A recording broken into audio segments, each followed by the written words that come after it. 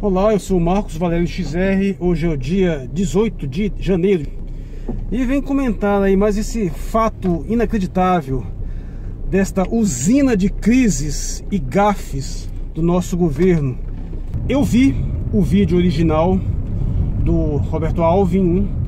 Eu gostei do vídeo, eu achei bastante interessante. A proposta é boa, só acho que é muito limitado. Um programa cultural de governo não pode ser só isso, mas eu acho que é importante que tenha isso. Eu não tenho nenhuma afetação com o nazismo, isso é muito claro. Eu vejo o nazismo como um movimento político-ideológico que tem seu lugar histórico e cometeu muitos erros e depois se degenerou, mas que originalmente teve uma força muito grande e foi capaz de erguer um país em ruínas. Então ele tem seu mérito, principalmente na organização socioeconômica e na estética também. Depois de fato degenerou, mas no início o nazismo, bem como o fascismo, são movimentos de massa extremamente populares, capazes de falar ao sentimento das pessoas. Não é uma coisa imposta por uma elite. E com isso foi capaz de unificar seu país em torno de um ideal. Claro que é sempre perigoso você ter essa unificação de massas muito grande, porque a tendência é você querer ter algo contra o qual você se predispõe, né?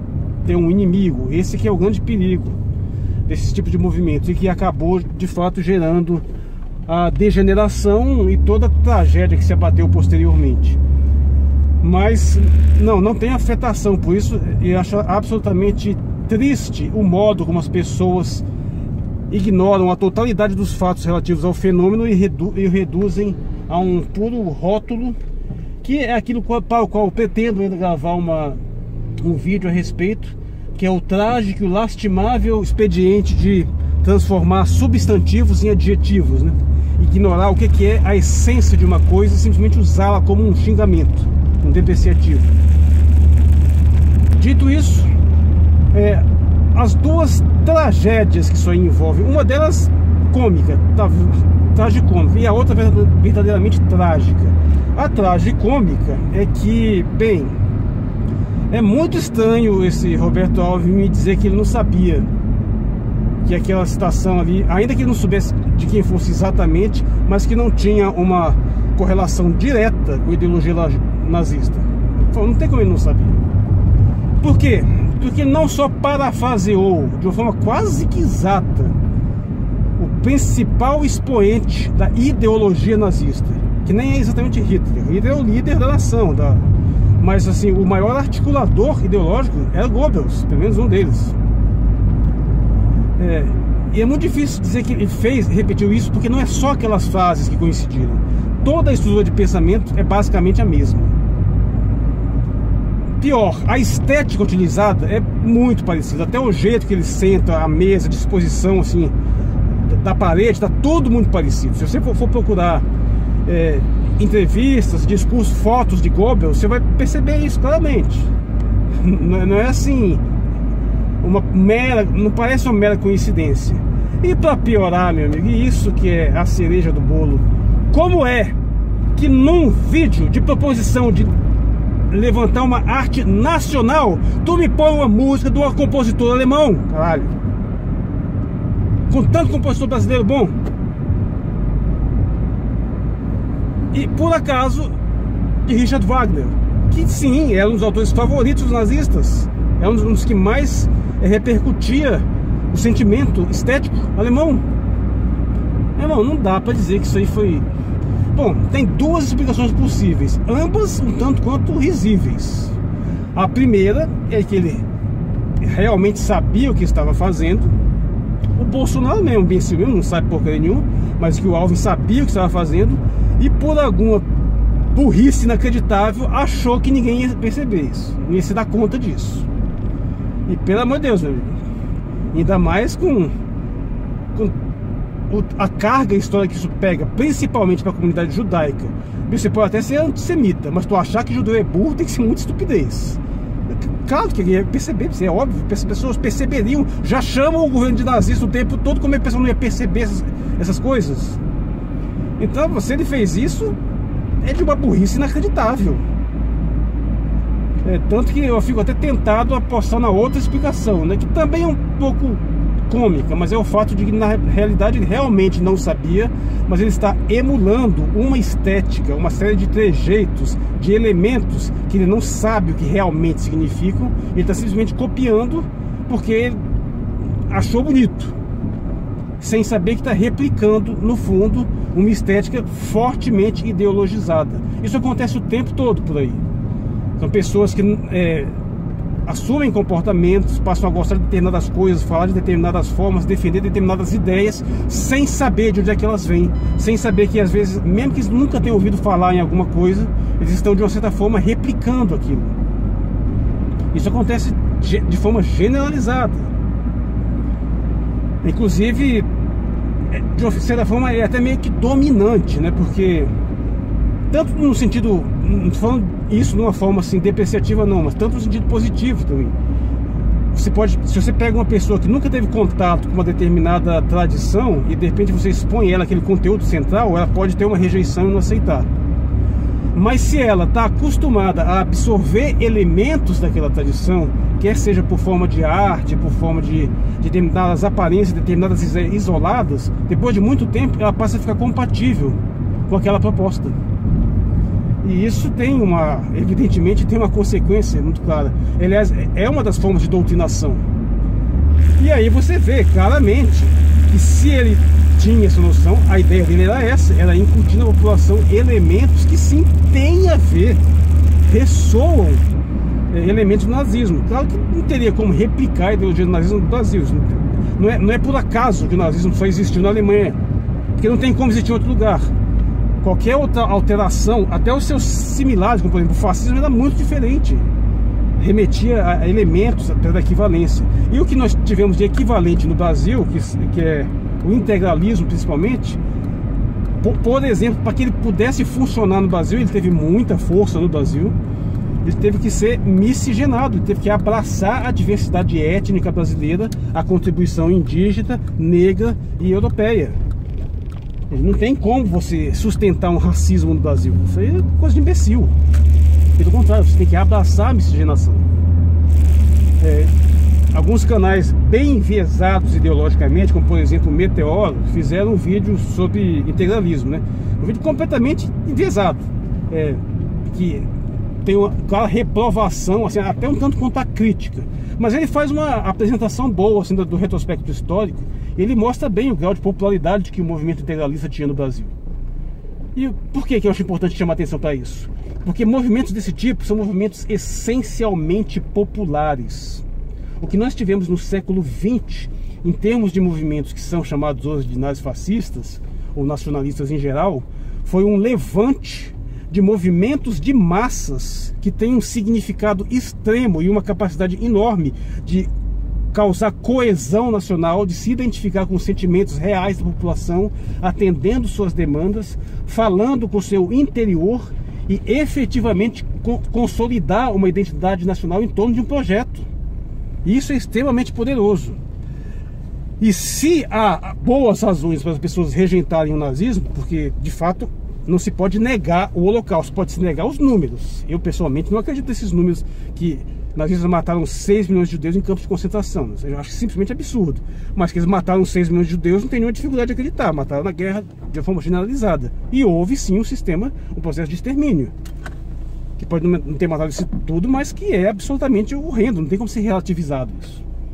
Mas apesar de ter esse bom motivo para se rejeitar, não tem a menor dúvida que a rejeição dominante disso é para desmobilizar qualquer possibilidade de você construir um movimento verdadeiramente de massas. É para que as pessoas, você nunca consiga integrar o povo em torno de um ideal.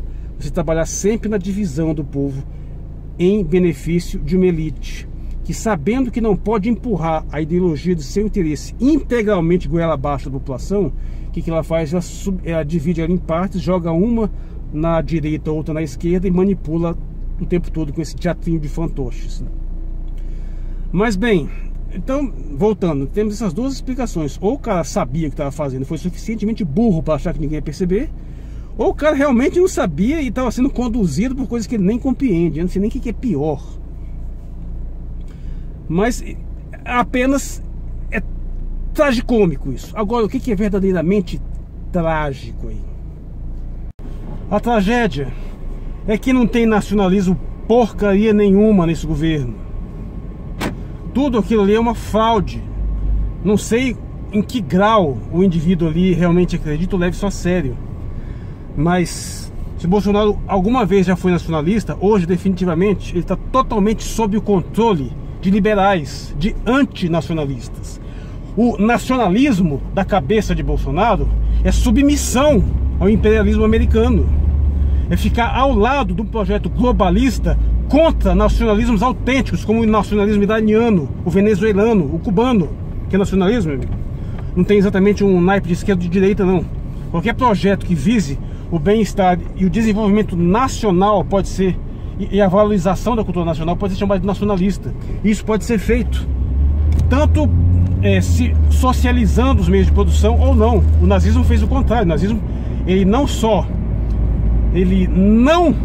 socializou nada, pelo contrário, ele privatizou. Ele manteve a propriedade privada dos meios de produção. Por isso que nacional-socialismo é uma contradição. Não tem nada de socialismo ali, só o nome mesmo. É nacionalista, sim, mas socialista não tem porcaria nenhuma. Até porque ainda mais naquele momento histórico onde o socialismo era necessariamente pautado pelo internacionalismo, ou seja, o contrário de nacionalismo. Mas o fato é que este governo que está aí para destruir qualquer possibilidade de desenvolvimento nacional. Eu não sei como é que seria desenvolvida essa farsa, mas muito provavelmente, quase certamente, todos os elementos que seriam apropriados para se fingir algum tipo de desenvolvimento de cultura nacional ali, seriam fatalmente cooptados para reprimir verdadeiras manifestações nacionais, ou pelo menos verdadeiras manifestações populares, que o objetivo mesmo é esmagar a cultura indígena. Bolsonaro é o camarada que tem a cara de pau de dizer que você não pode violar a propriedade privada do latifundiário, que não produz porcaria nenhuma, mas acha que você pode ir lá arrancar a terra dos índios, que pelo menos produzem para si próprios, esmagando e destruindo a cultura nacional em favor de uma invasão ideológica, especialmente desse pseudo-cristianismo que ele defende, que nada mais é do que sionismo disfarçado, que é uma coisa completamente alienígena, não tem nada a ver com a formação cristã brasileira tradicional. É um enlatado dos Estados Unidos, esse pseudo-cristianismo protestante que ele tem, que na verdade é apenas sionismo, que nem pentecostalismo isso aí é o neopentecostalismo. Bolsonaro é um indivíduo que odeia a cultura de tradição africana, que está alinhado com um tipo de mentalidade que está tentando demonizar qualquer tradição africana que faz parte da nossa cultura nacional, que era defendida pelos integralistas, por exemplo. Não, ele é contra tudo isso, ele admite a perseguição contra isso. Bolsonaro é um indivíduo que rejeita a tradição econômica brasileira, construída principalmente por Vargas, pelo desenvolvimento nacional. Não, é um privatista que quer vender, entregar, dar o país para o estrangeiro.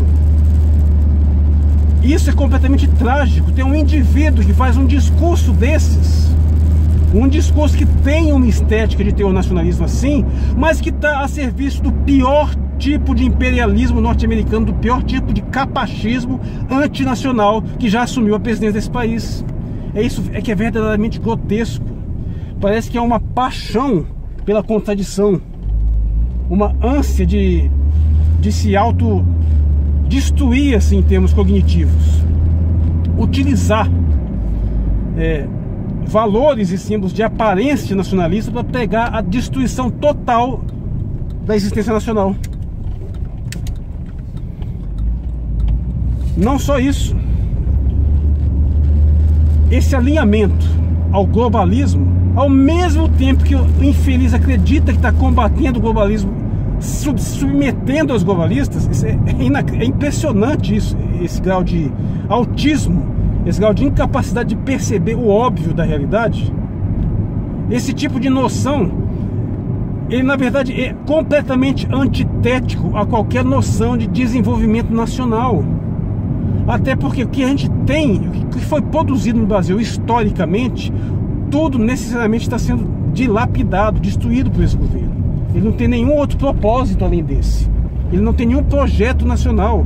O objetivo dele é desmantelar uma indústria que foi sendo desenvolvida, começou a ser desenvolvida ainda lá no Segundo Império e depois foi aperfeiçoada especialmente por Vargas e até mesmo por alguns elementos da ditadura, como por Médici e Geisel, que é justamente o que ele rejeita. O Mourão, por exemplo, rejeita. O Mourão é um babador de ovo de Costa e Silva, que faz desgraça completa. Costa e Silva é o camarada que instituiu a corrupção como nós a entendemos hoje. Foi ele que criou, no governo dele, a Carta Constitucional número 5, cujo objetivo é permitir a lavagem de dinheiro. A partir daquele momento você pode remeter dólares para o exterior sem declarar nada pelo Banco Central, à vontade. Aí que começou toda a corrupção que se desenvolveu posteriormente, começou e foi criada por esse desgraçado. E esse Costa e Silva, um dos principais linha-duras da ditadura, é a inspiração principal desse governo. O camarada mais capacho dos Estados Unidos que já existiu. Foi o contrário de tudo que você tentou fazer de desenvolvimento nesse país. Um empregado da Globo. É isso que esse camarada admira. É o que sempre diz, não tem nazismo nem fascismo nessa porcaria desse governo não. Ele pode ser até um fascistoide, que tem uma aparência, gostaria de ser alguma coisa tão potente quanto foi, mas ele nem tem capacidade de entender o que é isso. O máximo que ele se aproxima de um nacionalismo é o sionismo. O sionismo é nacionalista. Só que o sionismo é um nacionalismo já um pouco complicado, porque ele surgiu como um nacionalismo sem terra, né? Então gerou uma certa dissonância. Mas a princípio sim, ele é uma defesa da identidade de um povo, uma defesa étnica com vista à construção do Estado Nacional, bem sucedida por sinal, né? Apesar de completamente maluco. Mas isso é o que ele defende. Só que o sionismo é absolutamente incompatível com qualquer forma de outro nacionalismo. Pelo contrário, ele é invasivo. Ele vai agir sempre para corromper qualquer outro projeto de desenvolvimento nacional, porque está fortemente alinhado ao liberalismo. E o liberalismo é antitético a qualquer forma de nacionalismo. Aí, veja só, esses valores, às vezes que são repassados inconscientemente, estéticos, essa é a doutrinação que efetivamente a gente sofre todo dia, há anos, por meio de filmes, de programas de TV, de produção em massa de cultura popular. Isso está embrenhado de valores liberais. A gente está passando por essa lavagem cerebral há décadas. Praticamente todo mundo que está vivo hoje foi submetido a isso. Esse é o projeto de realmente artístico, entre aspas, que submete toda a mentalidade, toda a produção artística a um interesse ideológico liberal. E o que a ANTA quer fazer? Quer combater o comunismo. Não tem nada, absolutamente nada de comunismo. Tem esse neo-esquerdismo da elite financeira, que agora está um pouco preocupado, né? Porque de fato Trump acrescentou uma pequena ruptura nos Estados Unidos ao ser eleito, porque ele é um pouco destoante do modelo tradicional, onde você alterna democratas e republicanos completamente submissos aos interesses de uma plutocracia.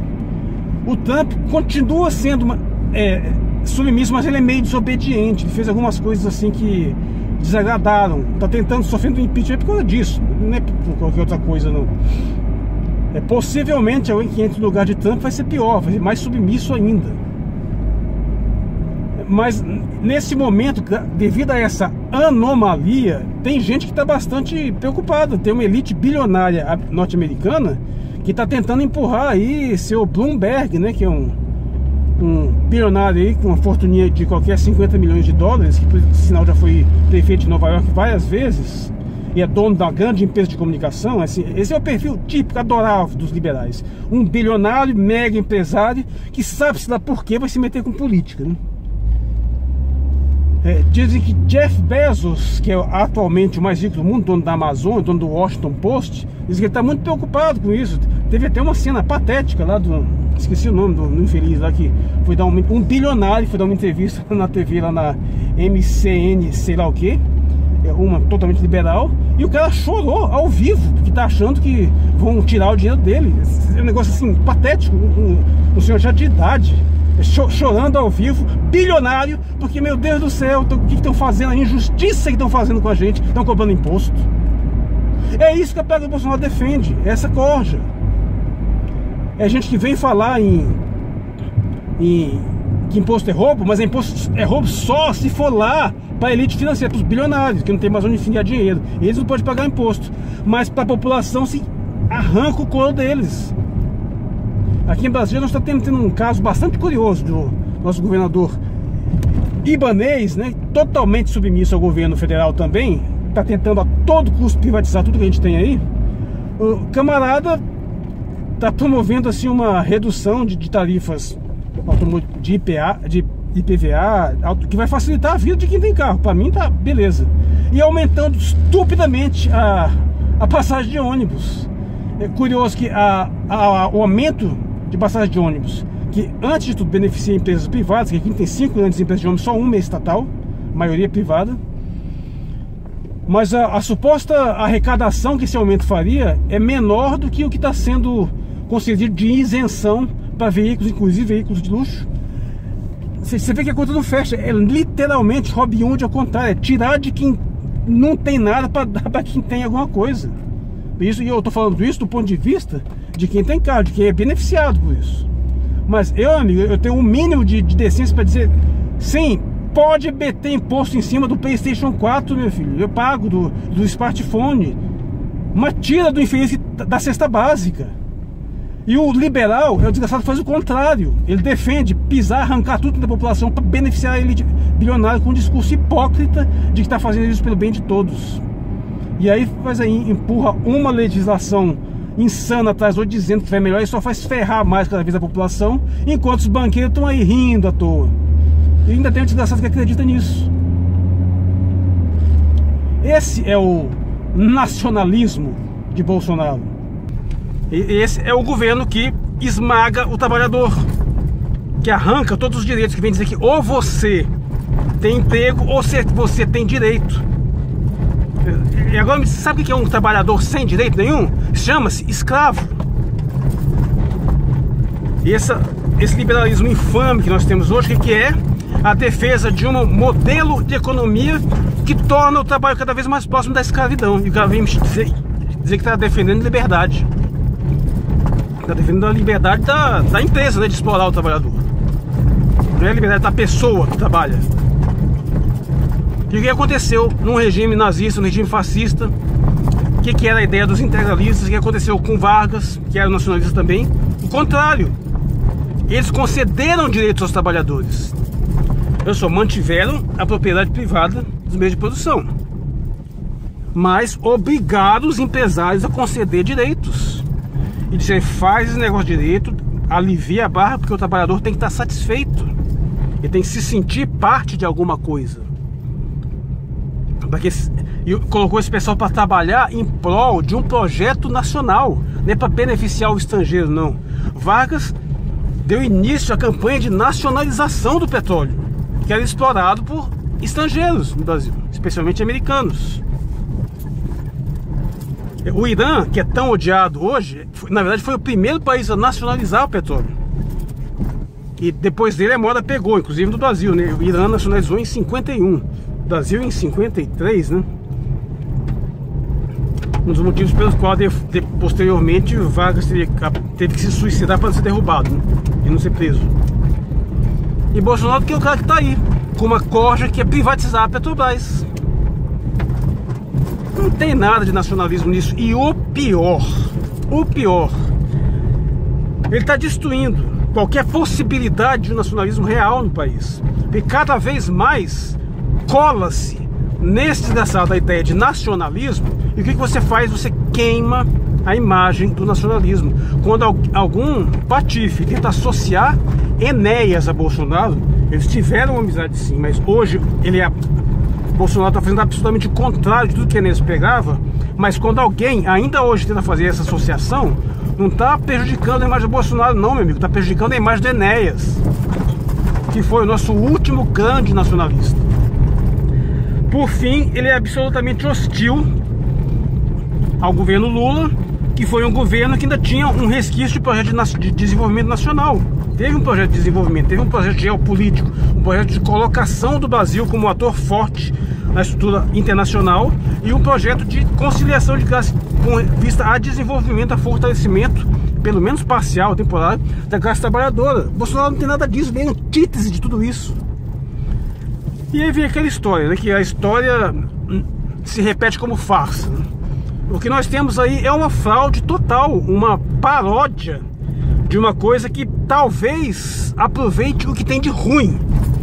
Ou pelo menos quer, ele gostaria de aproveitar o que tem de ruim no nazismo. Se deixasse, esses caras colocavam o comunista em campo de concentração, que foi o que os nazistas fizeram. Se deixasse, esse camarada exterminava o que ele acha que são os inimigos dele. Ele é autoritário, ele gosta de querer se impor, só que ele não tem condição de fazer isso. Ainda bem, porque só ia usar isso para fazer porcaria. Agora, o que tem de bom mesmo, que é o desenvolvimento nacional, a postura, os líderes nacionalistas, líderes que tinham uma dignidade, tinham uma elegância, tinham uma postura, um cara que sabia falar, conhecia, tinha cultura aprofundada, eram chefes de Estado que se sentavam com outros chefes de Estado e impunham respeito, não é respeito na brutalidade, mas também no refino, no trato. E esse Bolsonaro é apenas um vexame. E agora eu não sei, de repente temos aí aquele vídeo lá do Democracia em Vertigem concorrendo ao Oscar, né? O vídeo que do ponto de vista da esquerda é até bom, ele coloca umas coisas interessantes lá, mas o problema é que ele não faz uma leitura política realmente clara do Brasil. Ele faz aquele negócio mais em defesa do ponto de vista da esquerda, apesar de mostrar umas verdades. É um vídeo que tem seus méritos, mas está longe de ser uma análise realmente criteriosa do que aconteceu. Mas veja só, o vídeo já está sendo celebrado, já tem gente dizendo que ele é até o favorito. E com essa, meu amigo, com essa do Alvin, com essa gafe ridícula que está repercutindo no planeta inteiro, eu sinceramente acho que deram a vitória para esse filme Democracia em Vertigem. Lembre-se que Hollywood é judaica, sob controle de judeus. É capaz de eles colocarem, fazer esse filme vencer só como forma de protesto. Parabéns, governo Bolsonaro, pelos seus inacreditáveis tiros pela culatra. Porque esse camarada só acerta quando é para ferrar com o país. Eu sou o Marcos Valério XR, hoje é o dia 18 de janeiro de 2020, né? Eu acho que eu tinha falado 2019 no começo do vídeo, né? 2020. Obrigado por sua atenção.